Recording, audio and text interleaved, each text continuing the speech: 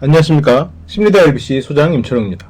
이제 김치찌개 장면으로 가야죠. 네, 그 장면을 향해 가봅시다. 이 조개구이집에서 포장을 해가지고 돌아가는 길이잖아요. 근데 조개구이집에서도 실은 영수 씨도 화가 올라오는 상태였었죠.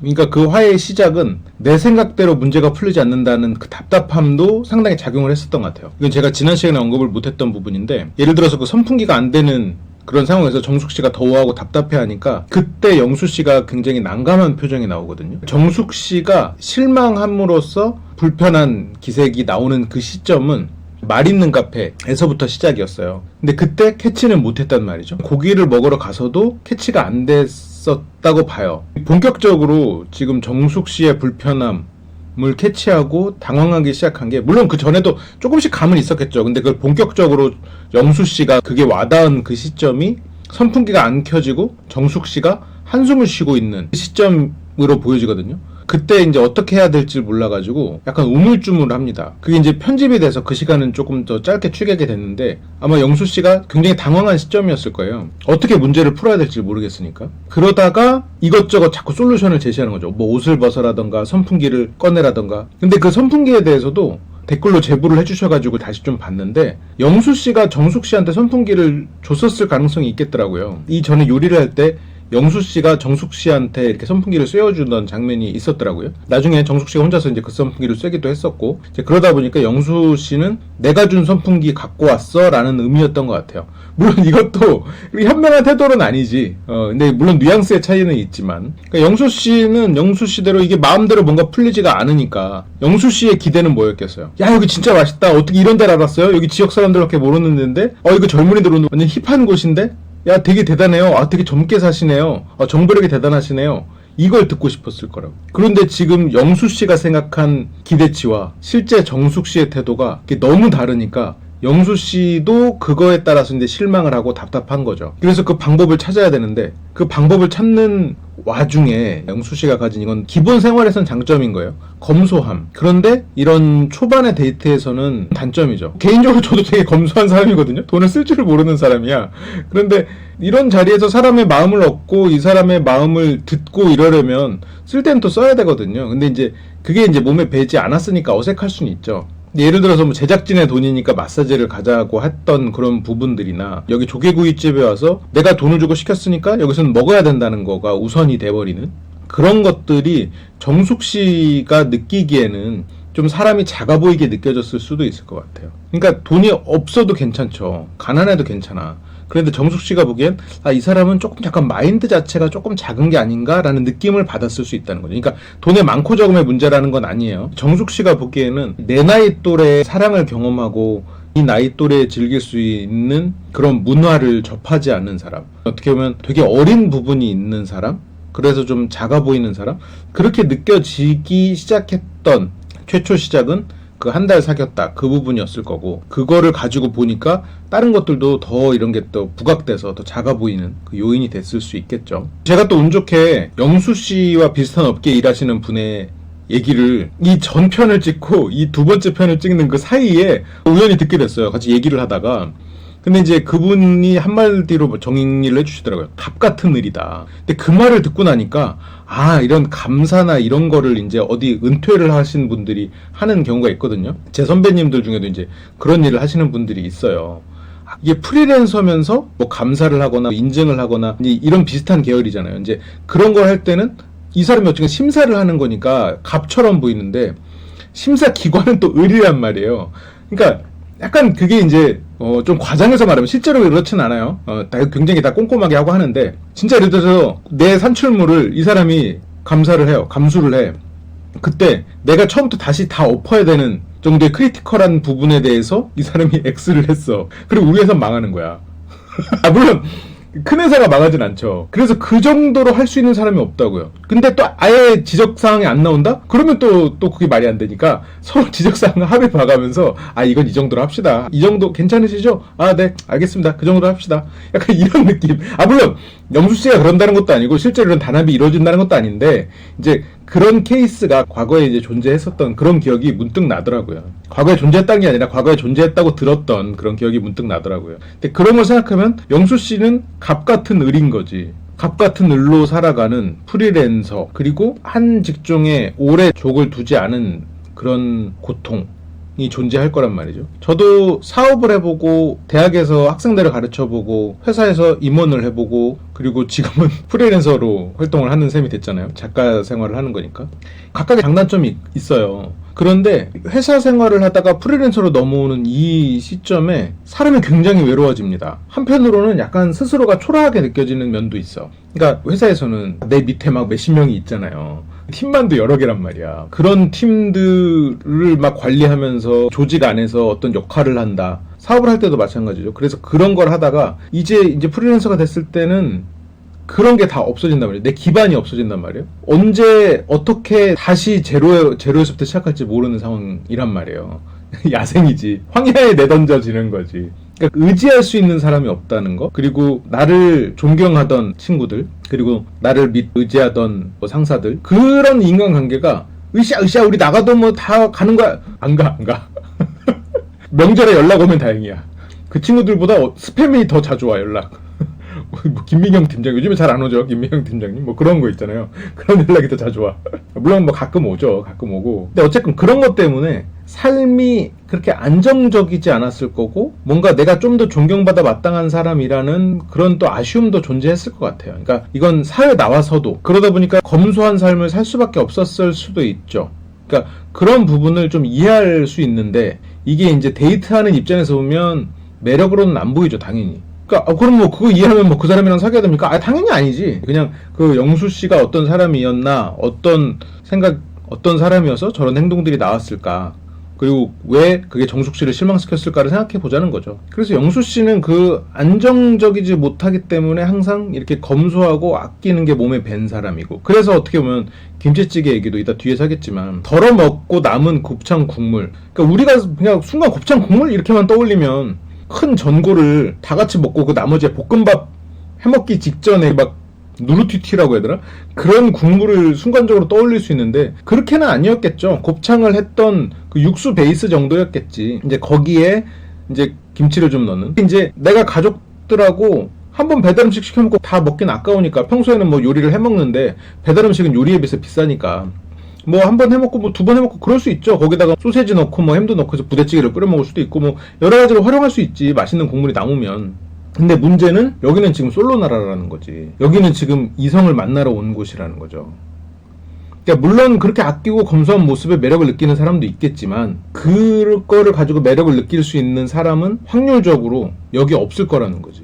여기서 일단 첫 번째로 한번 짚고 나가야 되는 건, 프리랜서 생활을 했고 어딘가에 오래 적을 두지 못해서 인간적 사회적 기반이 좀 부족한 상황, 그리고 경제적으로도 안정돼 있지 않은, 그러니까 돈이 많고 적음을 떠나서 그러다 보니까 이런 검소함이 좀 몸에 배었을 것이다가 하나가 있고, 또 하나는 지금 아까 그 곱창 국물 김치찌개의 문제도 실은 검소함만의 문제는 아니에요.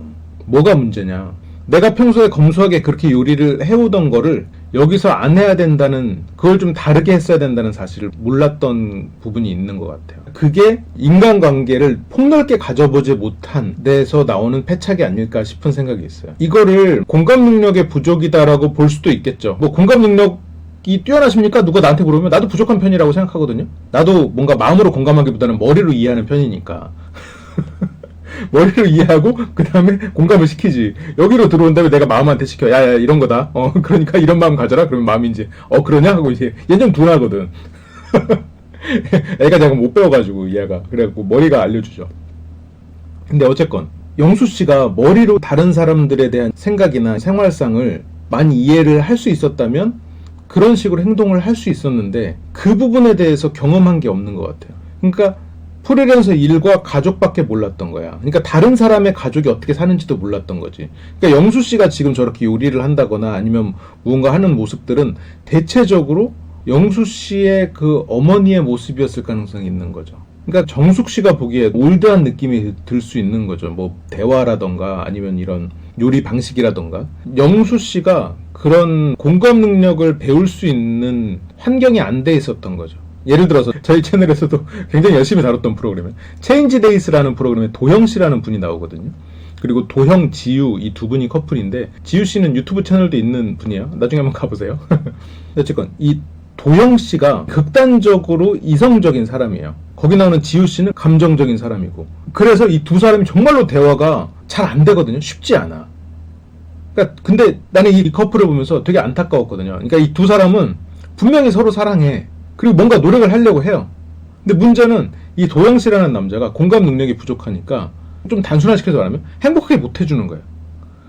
나는 분명히 머리로는 이게 맞는데 이 대화를 내가 잘하고 있는데 이 사람이 감정을 가지고 얘기를 하면 어떻게 대처를 할 줄 몰라. 그런데 도영 씨는 예를 들어서 체인지 데이스가 꽤 흐를 때까지 뭐 너무 단순한 분류지만 빌런으로 분류되지는 않았었거든요. 근데 나중에 이제 그 빌런으로 부상을 하긴 했었지. 근데 그 이유가 물론 영수 씨도 이제 나중에 이렇게 부상하시긴 하셨지만 체인지 데이스는 처음부터 다 비중이 높으니까.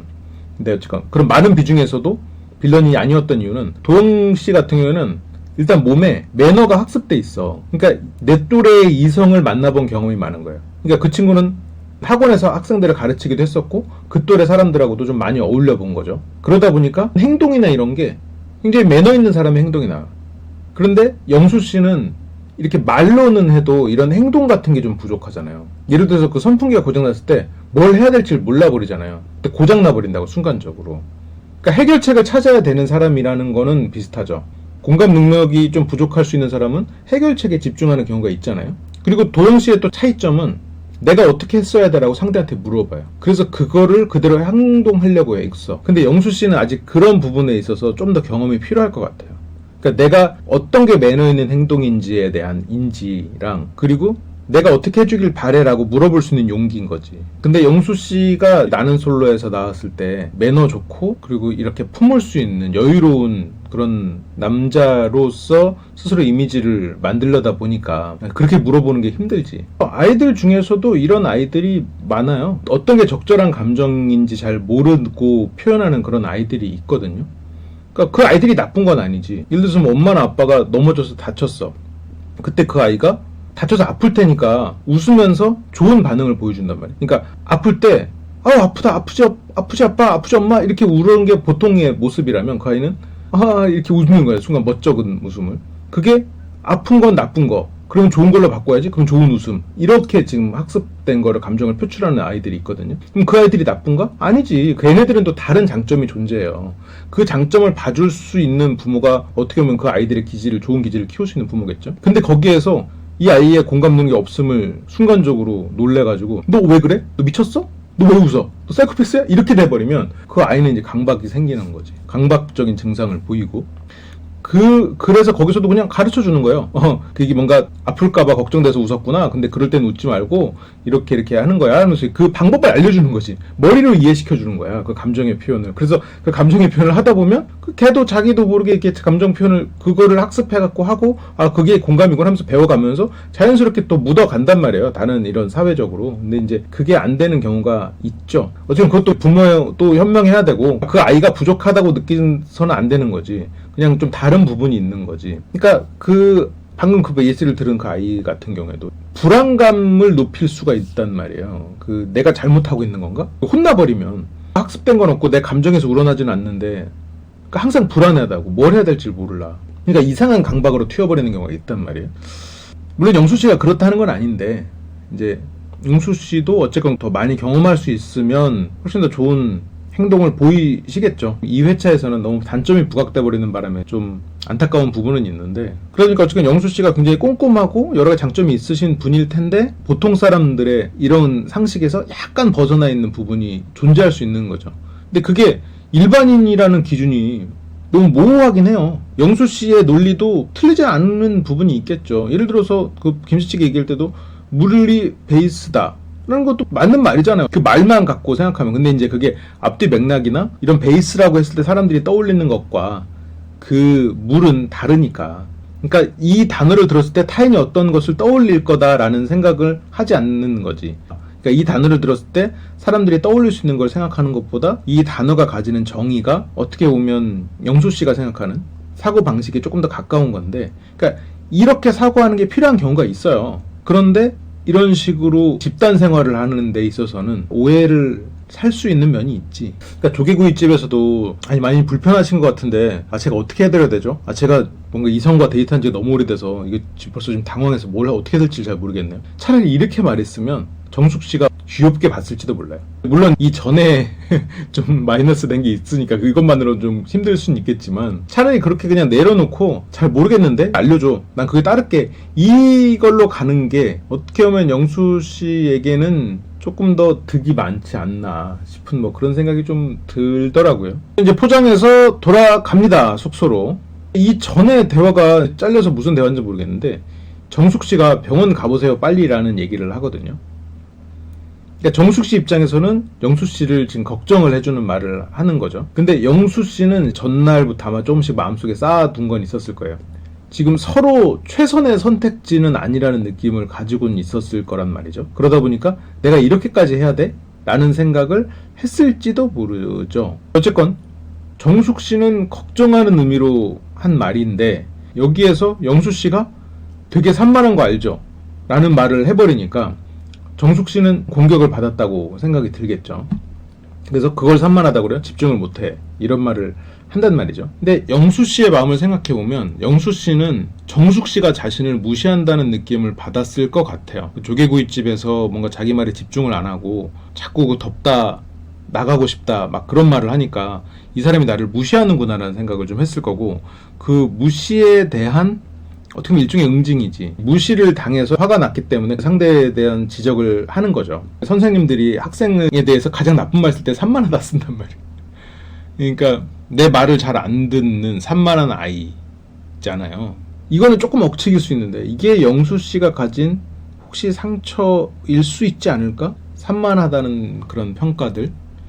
이거는 근데 조금 더 보긴 해야겠죠. 정숙 씨는 영수 씨가 자기에게 진심으로 말해주고 1%만 표현해주면 99%를 더 주겠다는 영수의 말 이제 굉장히 감동이었다.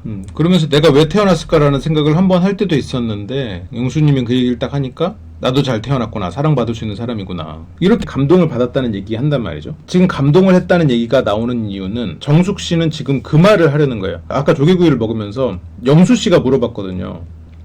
나 혹시 고쳐야 될 단점 같은 거 있어? 라고 물어봤어요. 그래서 정숙 씨가 차 얘기하면 해줄게 라고 했었고 차 얘기를 들었고 근데 고쳐야 될 단점에 대한 이야기를 잘 못했잖아요. 물론 뭐 편집됐을 수도 있겠지만 그 얘기를 못했단 말이죠. 그래서 정숙 씨는 그거에 대한 이야기를 지금 하려고 하는 거예요. 여기에서 정숙 씨가 말하는 말의 포인트는 그렇게 감동을 받았는데 이 감동을 너무 깨버린 너무 말이 앞서는 게 아니냐 그리고 그 너무 자기 기준에서 무언가를 자꾸 말하려고 하는 게 아니냐가 아마 정숙 씨의 말의 요지였을 것 같아요. 그러다 보니까 이제 그거의 상징적인 예시로 김치찌개를 끌어온 거죠. 그래서 이제 그 얘기를 하기 위해서 나는 원래 당신의 말에 이렇게 감동 받았었는데 오늘 그 감동이 조금 퇴색됐다. 이렇게 행동을 보니까 그 말보다는 좀 행동이 좀 못 미치는 것 같다.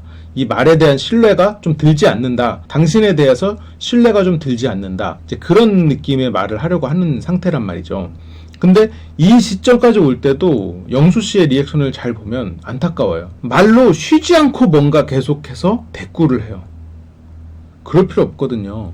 리액션은 이 사람의 말을 도중에는 내가 소리를 내지 않는 리액션을 하는 게 좋아요. 뭐가 있어? 그냥 눈 마주치고 고개 끄덕이고 미소 짓는 거 그것만으로도 충분해요. 그래야 이 사람이 말을 안 끊는 게 되는 거죠. 이 사람이 말이 끝나고 문장이 끝났어. 그리고 다른 말을 하기 전에 텀이 생겼어요.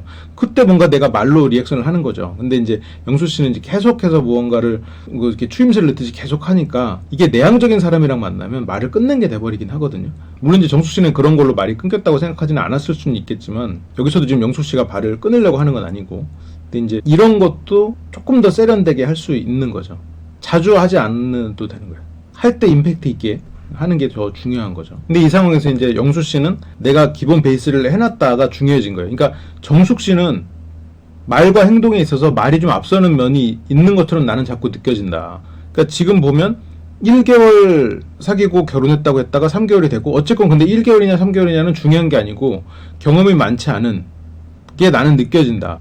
그게 정숙 씨의 생각이고 그리고 말로는 굉장히 많은 것을 나한테 해줄 것처럼 말을 하지만 실제로 선풍기가 고장났을 때는 앉아서 말로만 했었고 이제 그런 것들이 이게 나에게 감동을 줬던 그 말을 내가 과연 신뢰해도 되는가? 그 말을 내가 신뢰할 수만 있다면 나는 지금이라도 당신과 조금 더 만나볼 마음이 있다 라는 얘기를 하고 싶었을지도 모르죠. 물론 이제 그 마음이 이미 사라졌을 수도 있겠지만, 그래도 어쨌든 그 나에게 감동을 줬던 그 희망의 불씨는 아직 꺼지지 않았는데, 김치찌개도 마치 다 돼 있는 것처럼 말을 했는데 실제로는 돼 있지 않으니, 지금 나에게 했던 마치 1%만 가면 모든 게 돼 있는, 99%가 이미 다 완성돼 있는 것처럼 돼 있지만 난 1% 이상 당신에게 갔다고 생각하는데 지금 이 상황이 뭐냐, 이게 김치찌개라고 해놓고 곱창 국물 있는 거랑 뭐가 다른 상황이냐, 지금 우리 사이가 이게 뭐냐 를 얘기하고 싶은 건데, 이게 김치찌개로 포인트가 가버렸어요.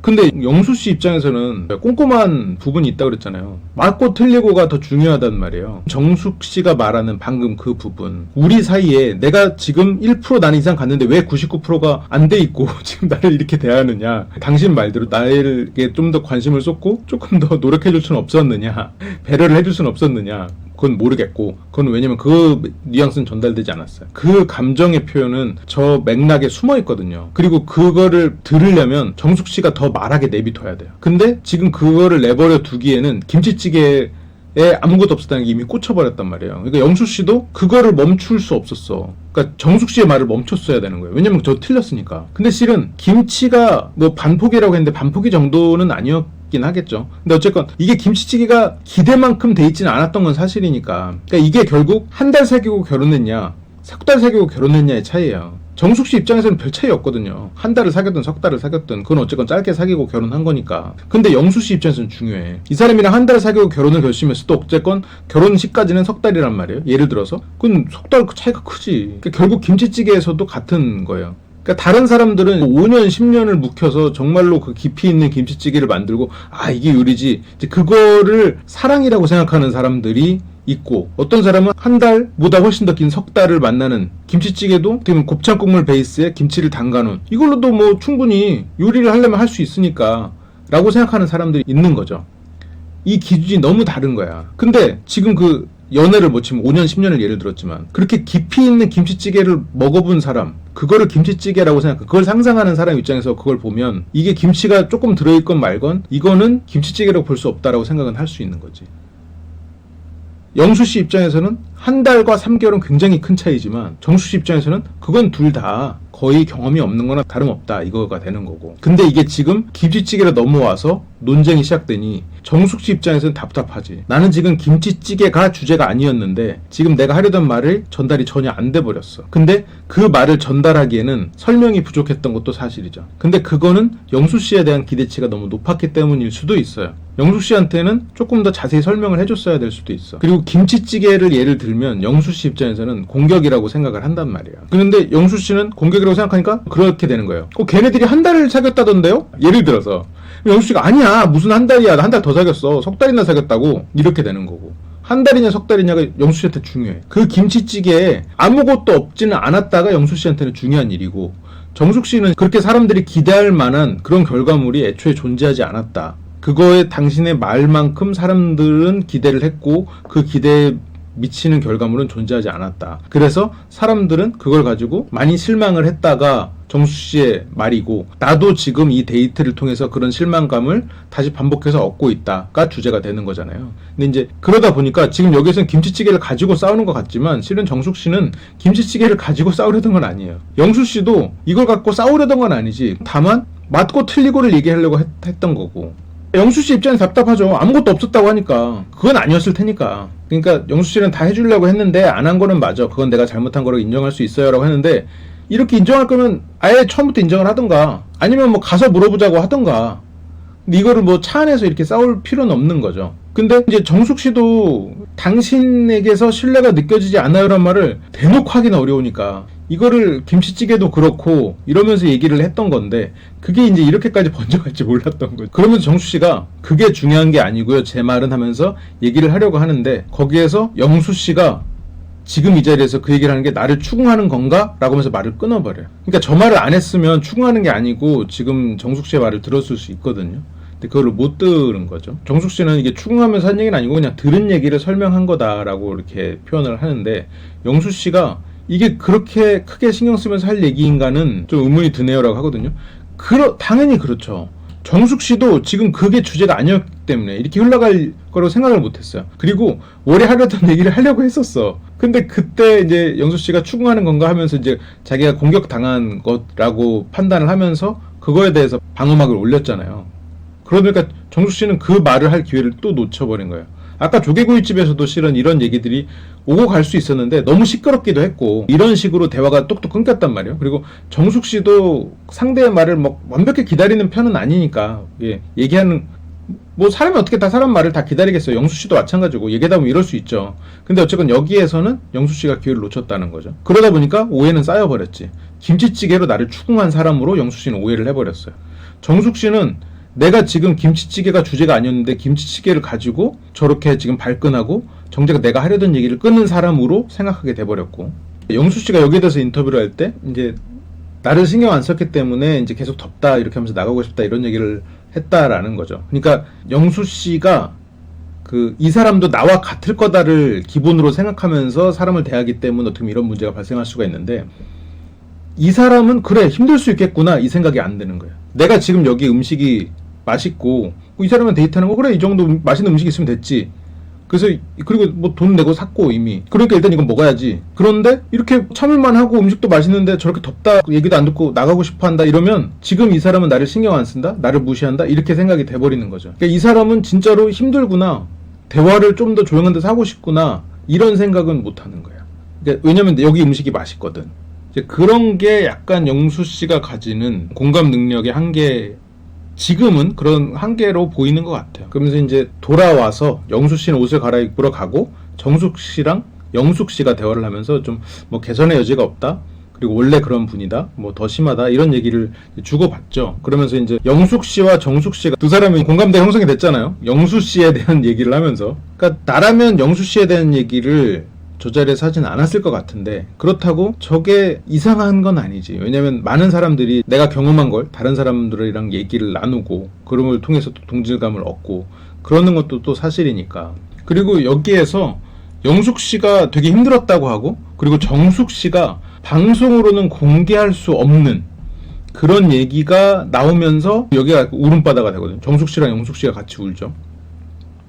방송으로도 공개될 수 없으니까 굉장히 힘든 일을 겪은 얘기를 한 거죠. 충격을 받은 그런 경험이 있는 거고, 그리고 그 경험을 가지고 이제 공감을 하는 내용이죠. 그래서 거기에서 이제 감정에 북붙인 영숙 씨가 또 이제 막 한탄을 하면서 눈물을 흘립니다. 그때 이제 정숙 씨가 영숙 씨 옆에 있는 영식 씨한테 비켜봐 이러면서 이제 좀 공감을 해주려고 옆에 앉죠. 근데 이제 그때 영수 씨가 난 선택할 때 너무 얘기를 잘해줘서 고민을 진짜 많이 했어. 내가 더 부족하다고 생각하기 때문에 난 솔직히 첫인상 선택도 했고 랜덤 데이트도 하고, 근데 랜덤 데이트 때 너무 좋은 거야. 그래서 마음이 좀 흔들렸어. 그때 정숙 씨가 영숙 씨를 그냥 안으면서 힘들면 언니한테 기대해 이렇게 말을 하거든요. 근데 여기서 영숙 씨의 태도를 보면 약간 난 네가 좋았어 라는 걸 어필하는 것 같잖아요. 그리고 여기서 조금 더 보면 이제 그렇게 눈물이 터지는 거에 대해서 이제 영숙 씨가 듣다가 그거에 대해서 너무 강박이 있는 것 같다는 표현을 쓰거든요. 거기서 영숙 씨가 왜 그렇게 말해? 라는 식으로 좀 반발을 하려니까 정숙 씨가 더 나서서 그거는 이제 영숙 씨 생각이다 하면서 말을 가로막거든요. 그러니까 저거는 여성으로서의 정숙 씨가 아니라 언니로서의 정숙 씨의 태도인 거죠. 그러니까 아까 차에서 이런저런 얘기를 하면서 왔던 그 김치찌개 얘기를 할 때의 정숙 씨는 데이트를 했던 정숙 씨였기 때문에 그 김치찌개가 싸움으로 막 크게 벌어지지 않았는데, 저게 어떻게 보면 지금 발단이거든요. 여기 지금 돌아와서의 싸움의 시작은 영숙 씨가 울 때 영수 씨의 태도가 정숙 씨가 영수 씨를, 이름이 어렵다, 이름이 비슷비슷하니까 발음을 잘해야겠어. 정숙 씨가 영수 씨를 공격하게 되는 그 시작이란 말이에요. 그러니까 영수 씨의 미숙함이 영숙에게 상처를 주고 있다라는 생각을 했기 때문이에요. 그런데 영수 씨는 답답하지. 왜냐면 지금 이 시점에서 영수 씨를 그렇게 오해할 수도 있어. 뭐야, 지금 정숙 씨랑 데이트 잘 안 되고 오니까 영숙 씨 꼬시려고 저러는 거야? 근데 그건 아니었다고 봐요. 오히려 혼자 남아서 짜장면을 먹어본 유일한 경험자잖아요. 혼자 남아본 사람이잖아. 그래서 그때 내가 얼마나 괴로웠고 그때 내가 뭘 원했나, 그걸 돌이켜 생각해보니까 지금 영숙 씨가 원하는 건 영표 받아서 다른 사람 데이트를 못해서 그게 외롭고 이런 조급한 마음이 들고 그렇겠구나. 그러면 내가 이 사람에게 호감이 있었던 마음을 어필하면 그 마음이 좀 풀리겠지. 과거에 영수 씨가 혼자 짜장면을 먹을 때 누군가 그렇게 말해줬으면 영수 씨의 마음이 풀렸을 테니까. 그래서 영수 씨도 그렇게 말하면 영숙 씨가 풀릴 줄 아는 거야. 그런데 그게 풀리지 않지. 여성들은 남성에 비해서 내가 생각하는 괜찮은 사람에게 고백을 받았을 때는 그게 자랑거리가 되는데, 내가 생각할 때 괜찮지 않은 사람한테 고백을 받으면 그거는 부끄러운 일이 되거든요. 그러니까 영수 씨가 객관적으로 부족한 사람은 아니에요. 그런데 영숙 씨가 보기에는 그렇게 보일 수 있는 거지. 그래서 지금 저 말은 큰 도움은 안 되죠. 그러니까 영숙 씨는 정숙 씨가 더 잘 아는 건 사실이죠. 그래서 정숙 씨의 방식대로 그냥 안아주고 그냥 들어주면 됐거든요. 거기서 이제 옆에 영자 씨까지도 울음이 터졌으니까 그냥 그렇게 한바탕 울고 그냥 시간 지나면 되는 거예요. 그게 이제 이 사람들의 방식이었을 거라는 거죠. 근데 거기에서 영수 씨가 이제 그게 강박이다. 그거를 바꿔야 된다. 뭐 나도 똑같은 상황이다. 그러니까 그건 슬퍼할 필요 없는 거다. 그러니까 감정의 억압을 가르치는 거잖아요. 그걸 솔루션으로 제시하는 거잖아요. 그게 왜냐면 영수님 자신의 솔루션이었으니까. 그리고 다른 사람이 나한테 호감이 있어? 그래? 그럼 나 외롭지 않아도 되네? 이렇게 생각을 할 수 있는 자신의 모습을 투영한단 말이죠. 근데 그거는 영숙 씨한테는 전혀 위로가 되지 않는단 말이에요. 근데 정숙 씨는 그걸 아니까 영수 씨가 더 미숙해 보이고, 지금 그것 때문에 영숙 씨는 더 짜증이 날 텐데 그만해, 내가 알아서 할 테니까, 그런 미숙함으로 자꾸 이 사이에 끼어들지 마, 이거란 말이죠. 근데 이제 문제는 이 시점에 사람들이 또 더 도착해요. 상철 씨에다가 막 순자 씨까지 도착해. 다 온 거야 거의. 근데 어쨌건 이런 상황에서 영숙 씨는 뭐 한번 터지니까 복받쳐 올라오면서 계속 운다. 근데 영수 씨가 나랑 잠깐 봐, 나랑 얘기 좀 하자, 이렇게 얘기를 한단 말이죠. 그러면서 일어나요. 그래서 영숙 씨를 데리고 나가려고 한단 말이에요. 나가자고 이렇게 어깨를 잡는데 그때 영숙 씨가 거절해요. 싫어라고까지는 하지 않지만 제스처로 이렇게 어깨를 흔들면서 거절을 한단 말이죠. 근데 거기서 이제 정숙 씨가 또 뭔 얘기를 해 하면서 정색을 하고 얘기하지 말라고 약간 화내듯이 말을 합니다. 그러니까 여기에서 실은 영숙 씨가 표현을 했는데 그 거절의 표현이 전달이 안 됐던 게 어떻게 보면 지금 정숙 씨가 이렇게 말하게 되는 이유이기도 하죠, 한편으로는. 근데 여기서 영숙 씨가 막 대놓고 싫어요, 안 나가요 이렇게 말하기도 또 어렵고, 저 정도면 솔직히 대부분의 사람들이 알아듣죠. 그리고 실은 그 전에 영숙 씨의 태도를 보고 저 자리에 가서 같이 나가자고까지 안 하지. 처음에 나랑 같이 나가 그랬을 때 영숙 씨의 눈치 보고 아니야 나가기 싫으면 안 나와도 돼, 약간 이렇게 하면서 그냥 대충 다른 말로 넘겼겠죠. 그리고 그보다 더 눈치가 빠른 사람은 광수 씨를 보면 돼요. 가만히 있잖아요. 아마 되게 불편했을 거예요, 이 상황이. 그리고 그냥 조용히 있는단 말이에요. 뭘 하려고 하지 않는단 말이에요. 근데 이제 영수 씨는 한번 어깨를 잡고 나가자고 했고 거절을 당했는데도 계속 나가자고 하니까 정숙 씨는 그런 영수 씨가 답답한 거예요. 그리고 이 상황에는 지금 내 동생들이 걸려있단 말이에요. 근데 물론 이거는 어떤 면에서는 정숙 씨가 좀 내려놔야 되는 부분일 수도 있어요. 근데 정숙 씨가 보기에 영수 씨는 이성으로서 호감이 이제 거의 없는 상태다 보니까 영수 씨 앞에서 굳이 동생들에 대한 애정을 내려놓을 필요는 없는 게 돼버리는 거죠. 그러니까 남는 거는 동생들에 대한 보호밖에 없는 게 돼버리는 거예요. 그 보호를 해주고 싶은. 그러다 보니까 여기서 더 과격한 발언이 나오는 거지. 근데 영수 씨 입장에서는 지금 내가 받았으면 좋았을 위로를 이 사람한테 해주는데 대체 왜 정숙 이 사람이 나한테 끼어들어서 이렇게 방해를 하는 거지?가 돼버리는 거고, 아까 김치찌개로 공격하고 아까 밥 먹을 때 그렇게 막 덥다고 나가고 그렇게 산만한 행동으로 나한테 수동적으로 그렇게 공격을 해놓고 여기서는 또 방해까지 하네? 대체 나한테 무슨 불만이 그렇게 쌓인 거지? 나를 왜 이렇게 무시하지? 이렇게 돼버린 거죠. 내가 좋다고 말하고 데이트하고 하니까 나를 완전히 하인 취급하네? 이게 이제 영숙 씨의 생각인 거죠. 근데 정숙 씨는 영숙 씨의 태도를 보고 지금 나온 행동이거든요. 그러면서 이제 또 나가자고 영숙 씨가 제스처를 취하니까 영숙 씨가 또 나중에 이러면서 나가기 싫다는 거를 말로 한단 말이에요. 그래서 이렇게 거절을 하고 영숙 씨가 울면 데리고 나간다 하니까 이제 영숙 씨의 눈물이 뚝 그치죠. 곶감이 왔어. 근데 영숙 씨 입장에서는 이제 답답하겠죠. 왜냐면 이게 나가서 바람도 쐬고 이제 그러면서 같이 공감도 해주고 대화도 하면서 영숙 씨의 마음을 좀 풀어줄 수 있다고 스스로는 생각을 했는데, 지금 영숙 씨가 정숙 씨 때문에 나를 거절했구나라고 생각할 수도 있어요. 그러니까 영숙 씨가 지금 거절의 제스처를 일어나기 전에도 하고 와서 어깨 한번 잡았을 때도 하고 그리고 다시 한번 나가자 했을 때 했단 말이에요. 그러니까 굉장히 여러 번 하고 나서야 이 자리에 앉았단 말이에요. 그리고 그 거절을 옆에서 정숙 씨가 같이 해서 지금 이 자리에 앉았으면 실은 정숙 씨가 보기엔 내가 이렇게 나서서 거절의 의사를 취하지 않았으면 영숙 씨 끌려갈 수도 있었겠구나, 이게 정숙 씨의 생각일 거라고요. 근데 실제로 영숙 씨가 이렇게 무례한 사람을 생각한 행동은 아닌 거지. 결과적으로 굉장히 무례한 행동이 됐을 수 있지만 영수 씨 입장에서는 호의해서 위로해주고 해결책을 찾아주고 싶은 마음에서 했을 거라고 봐요.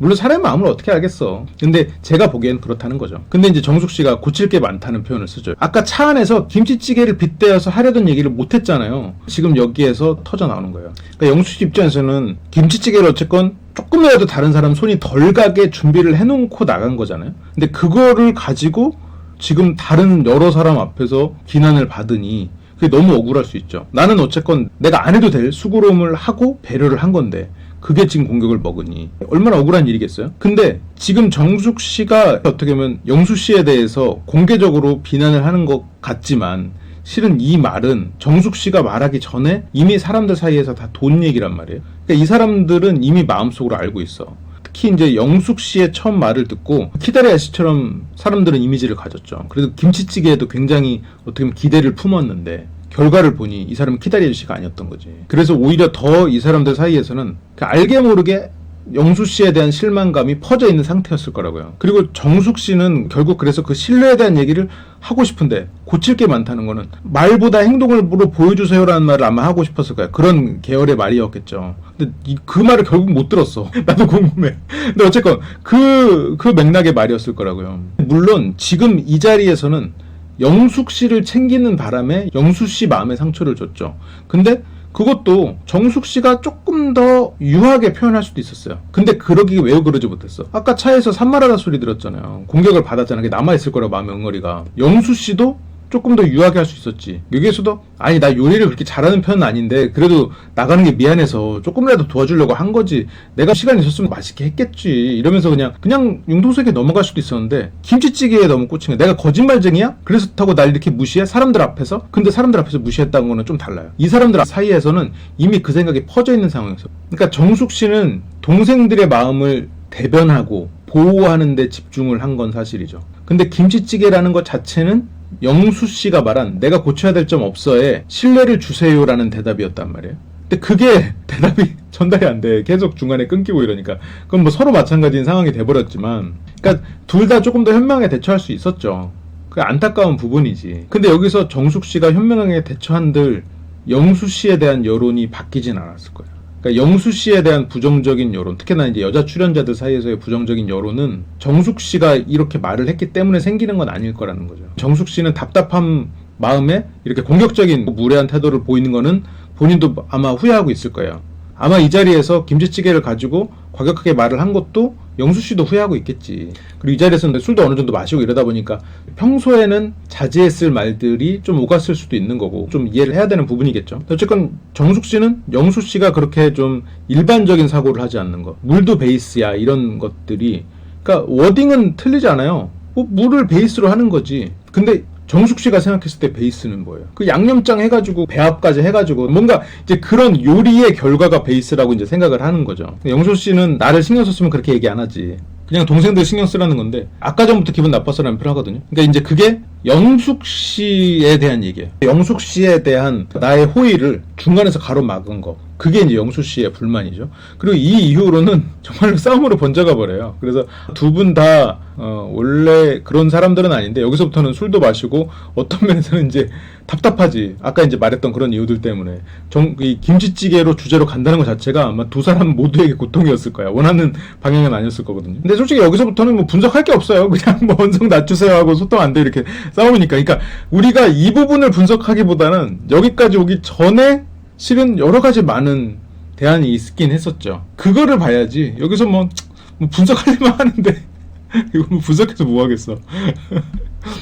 근데 이제 말을 끊는다 안 끊는다를 가지고 지금 언쟁이 시작된단 말이에요. 그래서 다른 사람과 대화할 때 머릿속에 맥을 잡고 가야 돼요. 다른 사람이 내 말을 끊었을 때 그래요. 이번엔 말을 끊었지만 내가 아까 하려던 말을 이어서 한번 해볼게요. 이번에는 내가 지금 말을 이렇게 다 듣고 기다렸으니까 이제부터 내 말 할 테니까 이 말을 끝까지 한번 들어봐요. 이렇게 말을 하잖아요. 그래도 끝낸 사람은 또 끊거든요. 또 들어요. 그리고 또 말할 때 지금 아까 말했던 거 다시 한번 이어서 해볼게요. 이번에는 한번 끝까지 들어봐요. 이렇게 해서 몇 번 반복을 하잖아요. 그런 식으로 교육을 하는 거예요. 근데 물론 그래도 안 되는 사람이 있어. 그런 사람이랑 뭐 관계를 끊는 거지. 너는 말을 끊냐? 나는 관계를 끊는다. 이러는 거죠. 근데 말을 끊는 사람한테 말 끊지 마 이래봤자 그건 싸우자는 것밖에 안 된단 말이에요. 근데 물론 그건 지적하는 쾌감은 있지만 그렇다고 상대가 그거를 고치진 않으니까. 그러니까 상대한테 네가 내 말을 끊었음을 그냥 언지를 주고 내가 이번에는 그러면 충분히 말을 해볼 테니까 들어봐. 이렇게 하면서 말을 하는 거예요. 이걸 여러 번 반복을 하면서 계속 이 사람이 이 사람이 지금 말하는 걸 내가 자꾸 끊고 있구나 라고 하면서 그 사람이 좀 이성을 찾아가게 이런 식으로 해서 유도를 하는 것도 하나의 요령이죠. 그리고 말을 할 때 내 말이 끊겼을 때 나는 내가 하려던 말을 잊어버려라고 하는 거는 실은 자신의 부족함을 드러내는 면이긴 하죠. 대화라는 거는 실은 맥락을 쭉 잡고 가면서 그걸 가지고 우리가 얘기를 하는 건데 지금 그 맥락을 읽는 힘이 부족하면 내가 하려던 말을 까먹을 수 있어요.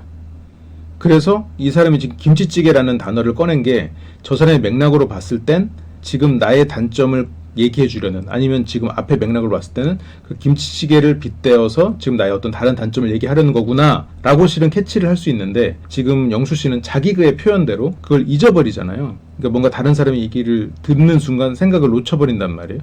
그러다 보니까 김치찌개라는 단어에 집중할 수밖에 없겠죠. 이게 앞뒤를 쭉 물고 가긴 힘들 테니까 자기의 표현대로라면 그러니까 내가 하려던 말도 이 사람이 치고 들어왔을 때 잊어버린다면 이 사람이 말을 하고 있는 와중에 그 사람이 앞에 했던 말을 기억하거나 앞으로 할 말을 예측하는 게 좀 어려울 수 있겠죠. 그러다 보니까 아무래도 맥락보다는 단어에 더 집중하게 될 수 있고 그래서 영수 씨가 이런 대화에서 개선을 하려면 그 맥락에 대한 이해를 좀 높일 필요는 있겠다라는 생각은 좀 들긴 해요. 그러면서 이제 정숙 씨가 인터뷰를 할 때 영수 씨의 마음이 다쳤다고 하면서도 내가 그 사람 때문에 감동해서 울었기 때문에 조금은 남아있다. 그리고 그 사람의 태도에 따라서 다시 열릴 수도 있다는 표현을 하거든요. 그러니까 영수 씨도 이걸 과거에 언급을 했거든요. 정숙 씨가 여린다. 그래서 내가 그걸 보듬어주고 싶다. 그러니까 영수 씨도 차분히 생각하고 머리로는 이해를 하는데 순간적인 대응을 못하는 것 같아요. 순간적인 대응을 못하는 이유가 그 시점에서 이 사람의 감정이나 그 사람의 말의 앞뒤의 맥락을 따져서 이 사람이 어떤 생각으로 저 말을 하는가 이거를 캐치를 조금 힘들어하는 것 같아요. 그러니까 내 기준 아까 영숙 씨를 위로하는 방식도 내가 그렇게 위로를 받았으면 위로가 됐을 거라고 생각하면서 위로를 하니까 이게 지금 주변에서는 뜨억하는 상황이 돼버리잖아요. 뭐야 갑자기 대씨를? 이렇게 오해를 해버린단 말이죠 사람들이. 근데 그 영수 씨 입장에서는 대씨가 아니었거든요. 그러니까 이게 기준이 좀 다르다 보니까 오해를 사기 쉽죠. 김치찌개처럼. 근데 또 김치찌개처럼 하면 영수 씨 입장에서는 또 뭐라고 그랬어? 김치찌개에 대한 반발을 하겠죠. 이제 내가 김치찌개 일을 한 건 그런 뜻이 아닙니다 하면서 설명을 좀 드릴 필요는 있겠죠. 그러면서 방에 혼자 온 영수 씨는 다시 또 이제 아드님에게 전화를 겁니다. 이게 내 감정이 이렇게 복받치고 슬픈 상황에서 전화를 하는 거는 뭐 영수 씨가 지금 세상에서 마음을 터놓고 의지할 수 있는 대상이 현재로서는 아들밖에 없잖아요. 그렇게 인간관계가 막 깊고 넓은 분은 아닐 거라고 보여지긴 하거든요. 가족밖에 모르고 살아온 사람이라고 봐요. 그러니까 어떻게 보면 이런 보편적인 정서나 이런 타인에 대한 이해를 학습할 기회가 좀 부족하지 않았을까. 그만큼 열심히 살아왔던 반증이기도 해요. 그러니까 그냥 그런 면에서는 되게 안타까운데 이제 저런 슬픈 감정이 전달되지 않았기를 그렇게 바랍니다. 뭐 영수 씨도 바랬겠죠. 카메라에 잡히니까 영상을 보면 전달이 되겠지만 저걸 아들에게 전달하고 싶은 마음은 아니었겠지. 그냥 아들을 통해서 아들의 목소리를 들으면서 좀 힘을 내고 싶은 그리고 약간의 미안함도 있었겠죠. 아들을 보면서 힘을 내가지고 나는 솔로에 나왔는데 지난 시간에 얘기했던 것처럼 그런 힘을 내서 왔는데 이게 결과가 좋지 않으니까 나 어떡하면 좋니? 라는 마음으로 전화를 하긴 했겠죠. 근데 이제 아버지로서 그렇게 말을 할 수는 없지. 그리고 이게 눈물을 흘리고 슬픈 감정이 올 때 머리를 때리면서 그런 감정을 내쫓는 제스처를 취하더라고요. 물론 이 장면에서는 아들과 통화해서 그랬겠지만 좀 감정적으로 많이 억압되고 엄한 교육을 받았었을 수 있겠구나라는 그런 생각이 좀 들었어요. 근데 뭐 그거는 뭐 보편적으로 우리 또래 남자들은 다 경험했을 그런 가정의 모습이니까. 영수 씨는 나는 이제 그런 취급을 받아서 싫다라고 인터뷰를 하거든요. 내가 원하는 여자는 아니다. 그러니까 존중받고 싶은 마음이 있는 거지. 바꿔 말하면 무시당하고 싶지 않은 거고. 그러면 무시당하는 거에 대한 걱정이 있는 거고. 이제 그런 부분들 때문에 어떻게 보면 더 세 보이고 더 좋은 남자로 보이고 싶고 그런 또 욕망이 생겼고 그러다 보니까 그게 지금 현재의 어떻게 보면 미숙한 자신과 충돌을 하면서 보편적인 감성과는 조금 다른 그런 경험을 하다 보니까 이제 그런 부분에 있어서 좀 충돌을 하면서 지금 이런 안타까운 결과가 나지 않았나 그런 생각이 좀 들어요.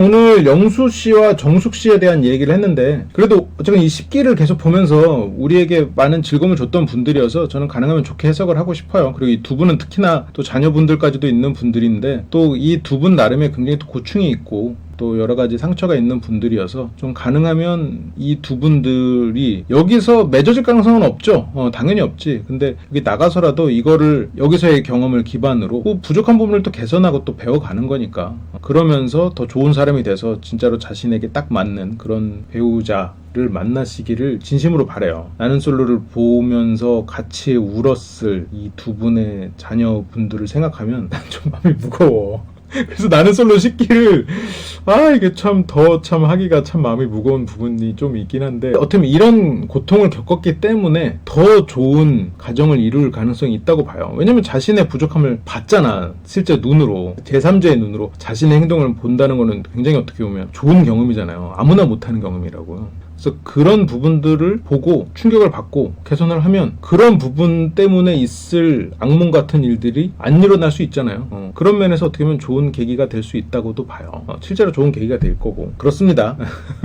저는 그러면 다음 시간에 더 재밌는 얘기로 돌아오도록 하겠습니다. 시청해주셔서 감사합니다.